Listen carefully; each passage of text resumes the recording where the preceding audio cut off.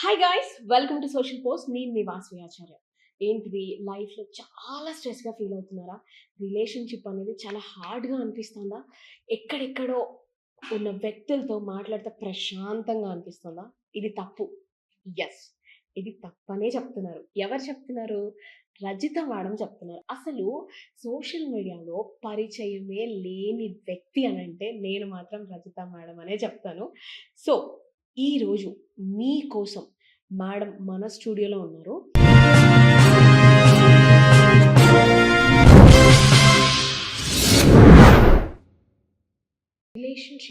రిలేషన్షిప్‌లో ఉంటారు. కానీ బ్రేక్ అయిపోయిన తర్వాత ఆ రిలేషన్షిప్ నుంచి బయటికి రాకముందే ఇంకొక రిలేషన్షిప్‌లోకి వెళ్ళడం అనేది అమ్మాయి మెంటల్ స్టేటస్ కానివ్వండి, అబ్బాయి మెంటల్ స్టేటస్ కానివ్వండి ఎలా ఉంటుంది? అసలు పాస్ట్ మెమోరీస్‌ని ఎలా వాష్ ఔట్ చేయాలి అసలకి? First of all you need to take time. అయితే ఎందుకు ఇమ్మీడియట్‌గా ఇంకొక దాన్ని ఎమ్మటే వెంటనే వెళ్ళిపోతారంటే, they don't know how to handle. హ్మ్.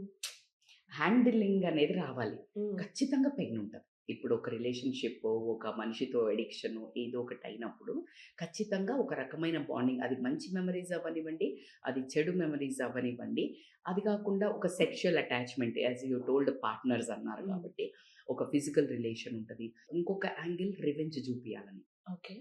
ఇప్పుడు వీళ్ళు ఇలా చేశారు. హే! నువ్వు కాకపోతే చూడు నాకు ఇంకొకళ్ళున్నారు. సో, ఇది ఇట్లా ఒక డిఫరెంట్ ఏరియాస్ నుంచి వర్కౌట్ అవుతది ఇది వాసవి.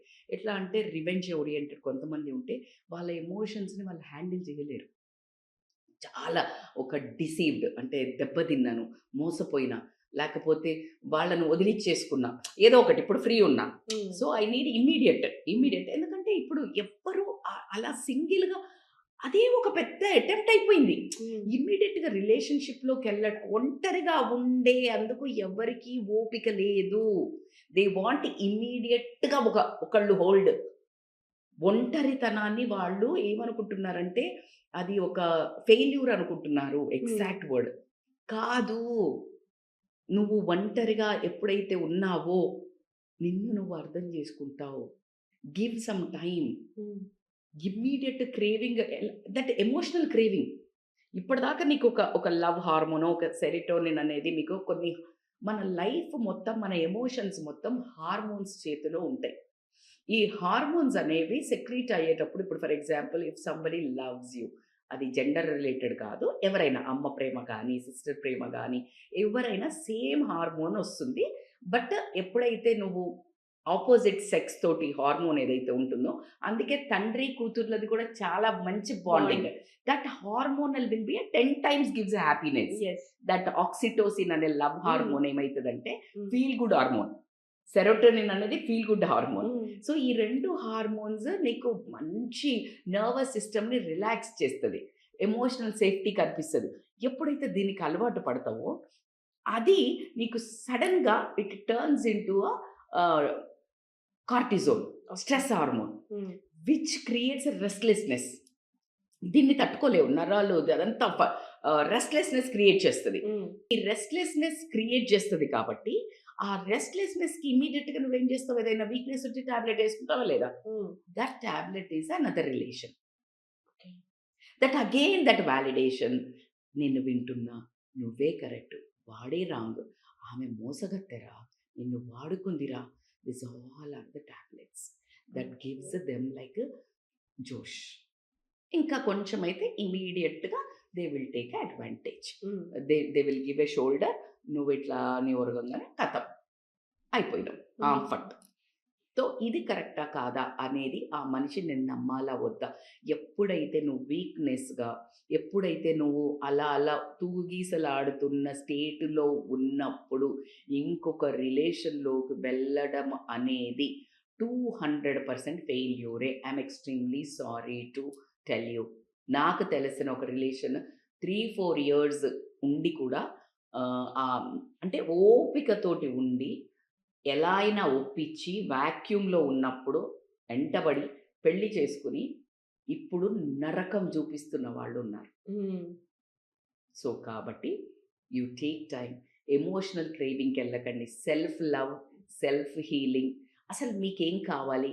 అనేది మీరు ఎలాంటి పార్ట్నర్ని మీరు మేనిఫెస్ట్ చేయాలి అనేది ఫస్ట్ రాసుకుని ఫస్ట్ దాని గురించి మీరు ఒక కోచెస్ దగ్గరికి వెళ్ళి ప్లీజ్ ఇలాగే ఒక లూప్ అవుతుంది గమనించండి మీరు ఎలా ఒక బ్యాడ్ రిలేషన్షిప్ నుంచి బయటపడుతున్నారు మళ్ళీ ఇంకొక బ్యాడ్ రిలేషన్లో ఎంటర్ అవుతున్నారు మళ్ళీ అదే మోసపోతున్నారు మేడం నన్ను అందరూ మోసం చేస్తున్నారు మేడం నువ్వు అదే ఎనర్జీ ఉన్న వాళ్ళని అట్రాక్ట్ చేస్తున్నావు సేమ్ ఫెదర్ కైండ్ ఆఫ్ అంటారు కదా ఫ్లాక్స్ సేమ్ బర్డ్స్ ఫ్లాక్ టుగెదరా ఎగ్జాక్ట్లీ సో అట్లనే అట్రాక్ట్ అవుతుంది అట్రాక్ట్ అయిపోయిన తర్వాత దెన్ అగైన్ నువ్వు ఆ నార్సిస్టిక్ పర్సనాలిటీని నువ్వు తట్టుకోలేవు నువ్వు ఆ ఎనర్జీని అట్రాక్ట్ చేస్తున్నావు so you need to heal first అర్థం చేసుకోండి నీ వల్ల ముందు రిలేషన్ పాడైందా ఎదుటి వాళ్ళ వల్ల పాడైందా ఎలాంటి వాళ్ళను రెడ్ ఫ్లాగ్స్ ఏంటి నా జీవితంలోనికి ఎంటర్ చేయనియొద్దు నా మైనస్ పాయింట్స్ ఉన్నాయి ఫస్ట్ నా యాంగర్ ఇష్యూస్ మీద నా ట్రస్ట్ ఇష్యూస్ మీద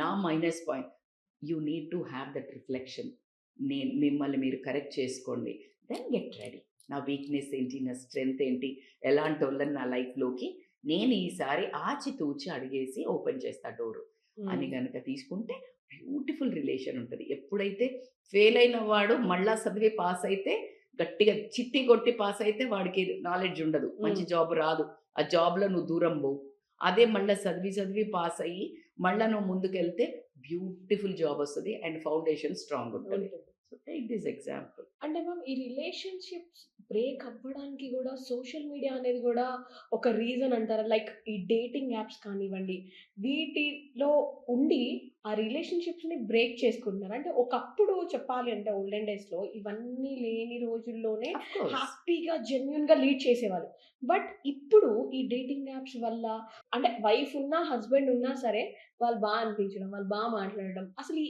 యాప్స్ అన్నీ కూడా తీసి పడేస్తే రిలేషన్షిప్ అనేది ఏమన్నా కొద్దో గొప్ప ఏమన్నా సెట్ అవుతుంది అని అంటారా 200% వాటన్నిటి నుంచి ఎలా ఓవర్కమ్ అవ్వాలి 200% సెట్ అవుతుంది అయితే ఇక్కడ ప్రాబ్లం ఏంటంటే యాప్స్ని ఎందుకు ఇప్పుడు ఫర్ ఎగ్జాంపుల్ ఇంతకు ముందు స్విగ్గీ లేవు హోటల్ అక్కడో ఇక్కడో ఉండే జొమాటోలు అక్కడో ఇక్కడో ఉండే ఒక నెలకు ఒక్కసారో 15 రోజులకు ఒకసారో హోటల్కి పోయినాం ఇప్పుడు యాప్లు అన్నీ ఉన్నాయి ఆల్మోస్ట్ రోజులో ఒక్కసారైనా తెప్పించుకుంటున్నాం అవైలబిలిటీ మేక్స్ యూ డిస్ట్రాక్ట్ అదే ఒక క్లియర్ ఇండికేషన్ బట్ మరి అందరూ తింటున్నారా ఇప్పుడు నా దాంట్లో ఒక స్విగ్గీ యాప్ కూడా ఉండదు జొమాటో యాప్ ఇంపాసిబుల్ కానీ నీకు తెలియాలి వివేకం ఉండాలి నువ్వు ఏ యాప్ వాడాలి ఏ యాప్ వాడొద్దు ఇక్కడ ఎందుకు ఇలా వేరే యాప్లలోకి వీళ్ళు మంచిగా అనిపిస్తే వాళ్ళు ఏంటంటే ఎమోషనల్ బాండింగ్ మిస్ అవుతున్నాం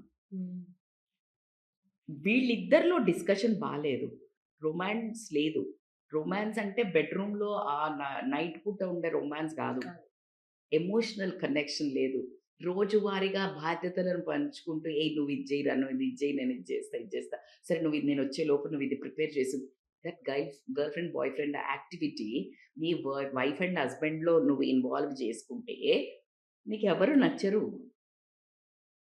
కాకపోతే నువ్వు ఏమనుకుంటున్నావు అంటే మీకు తెలియదు ఏంటంటే వీళ్ళని సరి చేసుకోవటం ఈజీ నువ్వు ఇక్కడి నుంచి పోయి ఇంకొకరిని ఎవరినో గోకేసి గీకేసి పెనం మీదకి వెళ్ళిపోయి పొయ్యిలో పడ్డట్టే మళ్ళా అక్కడ సేమ్ రిపీట్ అవుతుంది nothing stage I'm extremely sorry to tell you but hurt అవుతావు ఇంకా అబ్బాయిల కంటే మేబీ హర్ట్ ఉండదో లేదో కానీ అమ్మాయిలకైతే ఇంకొక జెండర్ తోటి నువ్వు అట్లా చేసి మోసపోయినప్పుడు నీ మీద నీకు చాలా పెయిన్ఫుల్ అవుతావు నీకు ఆల్రెడీ నువ్వు కట్టుకున్న చేతిలో మోసపోయి ఇట్లా ఎన్ని చోట్లకు పోతావు నిన్ను చాలా వీక్గా చూస్తారు you are not a strength when you go out of the house నీకు నచ్చలేదు డివోర్స్ ఇచ్చేవాడు నన్ను పెళ్లి చేసుకో కానీ నువ్వు ఈ టైప్ ఆఫ్ ఎప్పుడైతే వెళ్తున్నావో ఎక్కడ కుదురు ఉండదు గ్రౌండింగ్ ఉండదు that energy is a vacuum నీ కళ్ళల్లో నువ్వు చూసుకోలేవు నిజంగా ప్రశాంతంగా నవ్వుకోలేవు నువ్వు ఆ పర్సన్తో ఉన్న ఫస్ట్ 6 months 1 year 2 year బాగుంటుంది